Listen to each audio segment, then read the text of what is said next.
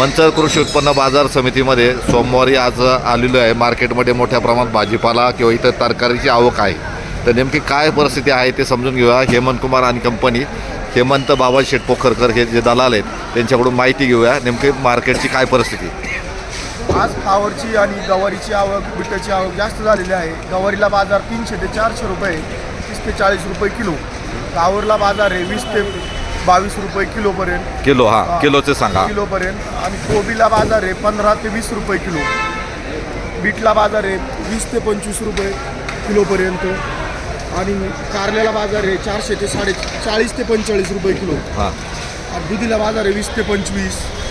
जसं मला असेल तशी बाजार आहे. वांगी आहेत, वांग्याला बाजार आहे 200-250 रुपये, 20 ते 25 रुपये किलो.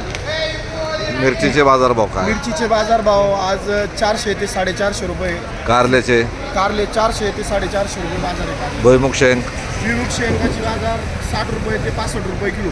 ढोबळी मिरची, ढोबळी मिरची 50 ते 55 रुपये किलोपर्यंत. कैरी, कैरी 20 ते 25 रुपये किलो. दोडका, दोडका 40 ते 45 रुपये किलो. कोबी, कोबी 15 ते 20 रुपये किलो. वांगी, वांगी 20 ते 25 रुपये किलो.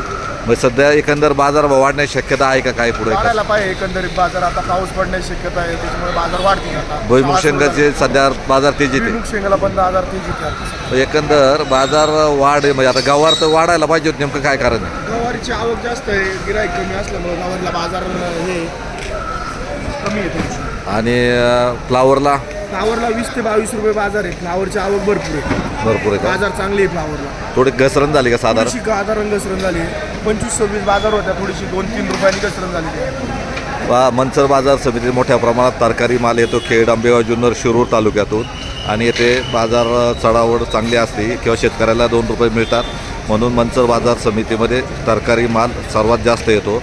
आणि आता बाजार सध्या भुईमुग शेंग आणि फ्लावरला बाजार तेजीत आहे. ज्या मानाने गवारीला बाजार फारसा नाही, परंतु साधारण 15 दिवसांनी आता थोडा पावसाचं वातावरण झालं आहे, त्यामुळे गवारीच्या शेंगा चांगल्या तयार होतील आणि बाजारभाव वाढण्याची शक्यता व्यक्त करण्यात येत आहे.